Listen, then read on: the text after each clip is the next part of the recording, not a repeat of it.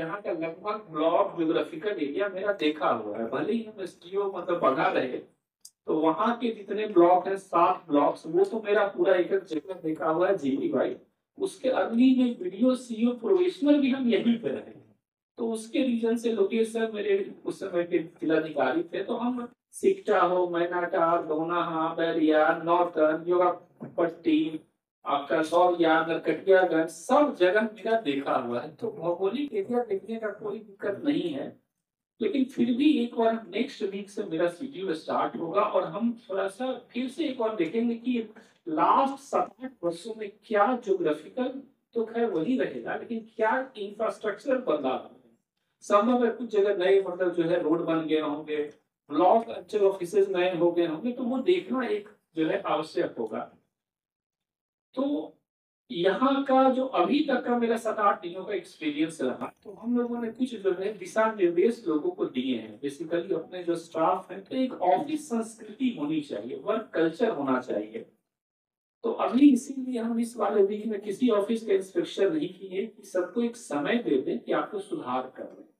तो कुछ जो है दिशा निर्देश दिए गए हैं। उसमें उसमें क्या है कि सारे स्टाफ जो है आइडेंटिटी कार्ड अपना लगा के रखेंगे, अपना जो है ऑफिस का साफ सफाई तो होता ही है। उसके बाद जिस भी जगह मतलब बैठते हैं वहां पर उसका नाम स्पष्ट होना चाहिए कि कोई भी आउटसाइड से आदमी आ रहा है तो ये ना हो कि उसको नाम भी पता नहीं, उसको ये चीज पता होना चाहिए कि मैं यदि सामान्य शाखा के लिपिक से बात कर रहा हूँ तो लिपिक का नाम सोहन राम या फिर दुखन मतलब मांझी, राजेश गुप्ता, चाहे जो भी है इस टाइप से जो भी है नाम उसको आइडिया होना चाहिए। तो वो एक नाम का बोर्ड और अपना रैंक लगा के रखेगा। स्पेस नहीं है तो मतलब बैक साइड में जो है A4 साइज पे भी लगा के रखते।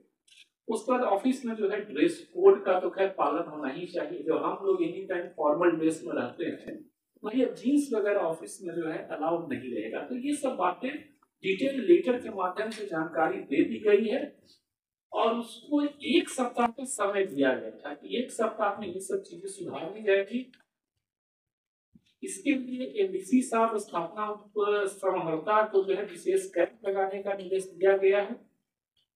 उसके बाद एक दिन पहले हमने फील्ड ऑफिशियल्स के साथ जितने हमारे सीईओ, बीडीओ, सीडीपीओ, मनरेगा और जो भी आप फील्ड में सोच सकते हैं, उन सबको वीसी के माध्यम से ये निर्देश दिया जा चुका है कि आप लोग जो है हम जो है मंगलवार तक एक भी ऑफिस इंस्पेक्शन नहीं करेंगे, लेकिन मंगलवार के बाद कोई भी ऑफिस जा सकते हैं। और यदि हम जाएंगे तो इन सब बातों को निश्चित रूप से हम देखेंगे।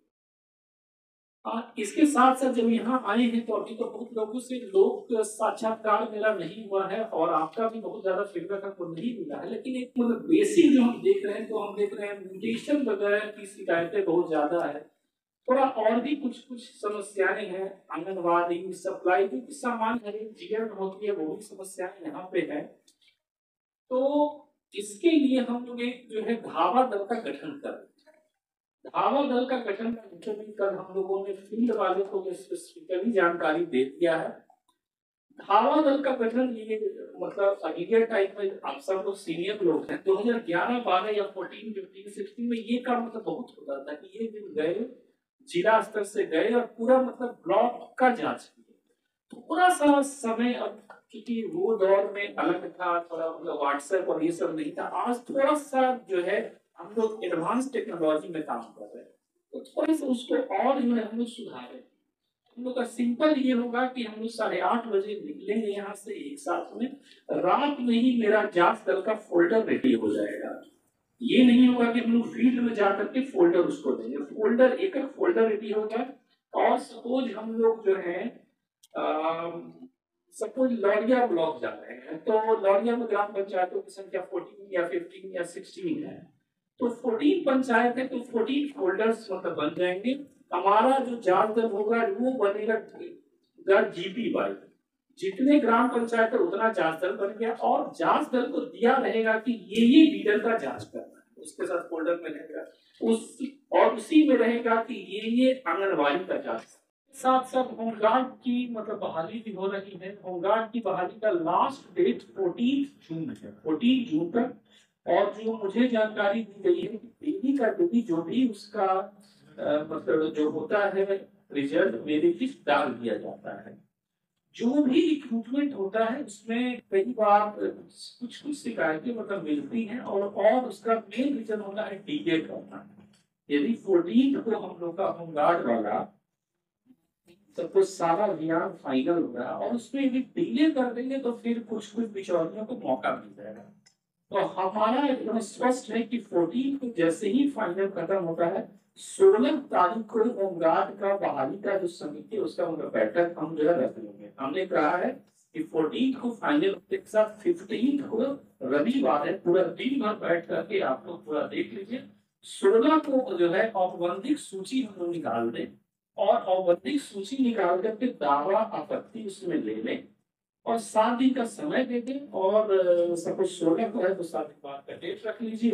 उस दिन को हम दावा आपत्ति कर सकेंगे, और फिर मैक्सिमम 4 से 5 डेज में सारा दावा आपत्ति का निष्पादन मारते हुए उसको भी हम लोग पूरा अच्छे से ग्रुप में डालेंगे, हमारा डिस्ट्रिक्ट एनआई डालेंगे, और लक्ष्य है कि 28-29 तारीख तक फाइनल रिजल्ट होगा का देने को निकलते हैं, और सोमवार को सेकंड हाफ में निकाल आते हैं। तो जिला स्तर पे हम लोगों ने सोमवार की बैठक शुरू किया है, जो कि सोमवार को हर एक सोमवार को सुबह 10 बजे होगी। और इस सोमवार की बैठक में जिला स्तर के सभी पदाधिकारी रहेंगे, और उनका ये काम हमें टास्क दिया है कि इस वाले वीक में 6 डेज में जो भी आपका इम्पोर्टेंट काम होने वाला है, सरकारी निर्देश होने वाला है, वो सभी के समक्ष रखिए। और साथ ही साथ कोई समन्वय का दिक्कत हो रहा है, सपोज आपको कोई हेल्प हमसे चाहिए, बीबीसी साहब से चाहिए, किसी से चाहिए, तो उसी समय उठाएंगे और मतलब उसी टाइम उसका सॉल्यूशन करेंगे। तो ये सरकारी बैठक हम लोगों ने न्यू स्टार्ट किया, और सारे जिला स्तरीय पदाधिकारी की उपस्थिति सुनिश्चित की जाएगी। कोई भी समन्वय का उनके पास गलती नहीं रहेगा।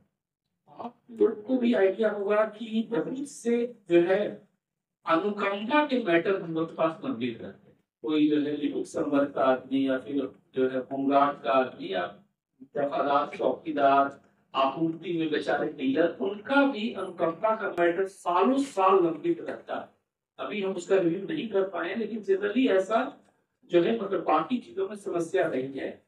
तो इसके लिए हम लोग एक नया स्टार्ट करें कि हर महीने के 5th को, हर महीने का 5th को हम लोगों ने डेट डिसाइड कर दिया है कि हर एक महीने के 5th को जो है निश्चित रूप से अनुकंपा समिति की बैठक होगी। और यदि 5th को कोई सार्वजनिक अवकाश है, रविवार है, तो फिर वो 6th को, लेकिन हर महीने की बैठक होगी, और उसमें जितने भी मैटर लंबित है सबको देखा जाएगा। जो निष्पादन होगा होगा, नहीं होगा तो फिर अगले को होगा। तो यदि इसको थोड़ा सा हम लोग मेथोडिकली कर ले, तो विदिन 6 मंथ जो अनुकंपा की बहालियों में भी शिकायतें सुनते आए हैं, तो वो भी समस्या सॉल्व हो जाएगा। और विदिन 6 मंथ मेरा लक्ष्य कि जितना भी लंबित है, चूंकि फर्स्ट बैठक होगा तो इसमें बहुत मामूली सी चीजें है।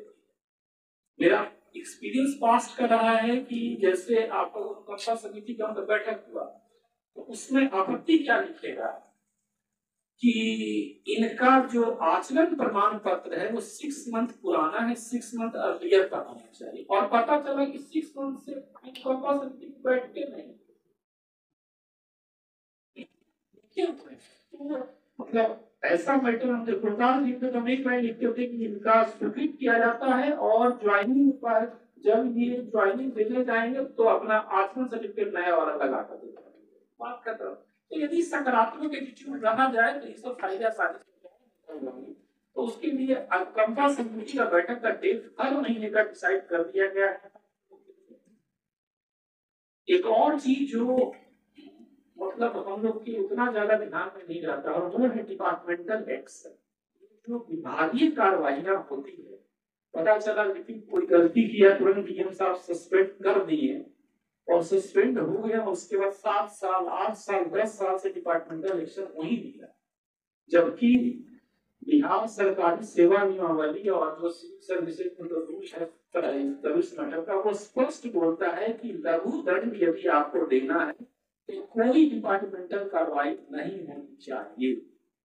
कोई डिपार्टमेंटल कार्रवाई की आवश्यकता नहीं है। डीएम अपने पास फाइन मंगवा करके निंदा या कुछ कुछ सजाए लघु दंड का है, तो उसमें डिपार्टमेंटल जो है वो पूरा जो आपका संचालन पदाधिकारी का स्थापन होता है, ये सब चीजें नहीं करनी है, लेकिन तब भी इतना ज्यादा डिपार्टमेंटल कार्रवाई यहाँ पे लंबित रहता है और उसके रीजन से एसीपी का लाभ, एसीपी का लाभ, ये सब लाभ उसको नहीं मिल पाता है। तो हम लोग अनुकंपा समिति के साथ साथ डिपार्टमेंटल कार्रवाई का भी बैठक का डेट फिक्स कि जितनी डिपार्टमेंटल कार्रवाई कोई सही में दोषी है, रियल में फ्रॉड किया है, तो उसको सर्विस में रहने का कोई अधिकार नहीं है, लेकिन अननेसेसरी का भी नहीं होना चाहिए। तो उसका भी सबका बैठक हम एक साथ रखेंगे। विषय का राजस्व का तो कल मंत्री जी के द्वारा रिव्यू हुआ ही है, उसमें स्थिति इधर कुछ तो सुधार हुआ है, लेकिन फिर भी हम उसको डिटेल से देखेंगे। बाकी आप लोग जो है अखबार मीडिया के लोग हैं, बहुत बार आप लोग का फोन आता होगा, संभवतः भी मतलब व्यस्तता में नहीं भी उठा पा रहे होंगे, तो आप लोग को चाहते हैं कि व्हाट्सएप पर मैसेज जरूर डालिए। व्हाट्सएप एक ऐसा फीचर है कि वो बड़ा आसानी से आदमी कभी भी फ्री रहा तो मतलब देख लेंगे, और कोई भी सूचना हो, ये एसडीओ भी थे तो उस समय भी रहता था, कोई भी सूचना हो तो जरूर डाल दिया करिए, हम जरूर सत्यापन जरूर कराएंगे उसका, और यदि उसके ऊपर जो है एक्शन होने लायक रहेगा। बहुत सी सूचनाएं जो है एकाधिक बार भी मतलब एकाधिक बार रह जाता है, जैसे ब्लॉक 15(2) में जो हमारा ये जो डीसीओ के अंदर का ऑफिसर है ईएसआई के साथ जो घटना हुआ, तो नहीं जानते हैं कि सच्चाई क्या है, और सर्विस में लाभ का फायदा मतलब कि संदेह का लाभ लोगों को मतलब मिलना चाहिए, लेकिन हम नहीं जानते हैं। तो आज किसी ने जो है व्हाट्सएप पे न्यूज भेजा, किसी न्यूज मतलब में था, तो खैर यदि किसी सरकारी सेवक को कोई हाथ मारेगा होगा तो उसके ऊपर तो खैर एफआईआर तो होगा ही होगा, लेकिन यदि सरकारी सेवक भी दोषी है, यदि सही में उसमें जो बातें लिखी गई हैं उसके द्वारा गलत डिमांड किया जा रहा था, तो उसके ऊपर भी एक्शन होना चाहिए। और आज ही मेरे द्वारा इस जो है वहाँ के लोकल एसडीओ और वहाँ के एसडीपीओ का चार्टर जो है करा लिया गया है। एसडीओ बगहा और एसडीपीओ बगहा को निर्देश दिया गया है कि मंगलवार तक डिटेल रिपोर्ट दे, और उसमें जो लोग जो गाड़ी वाले थे उनका भी स्टेटमेंट लीजिए और साथ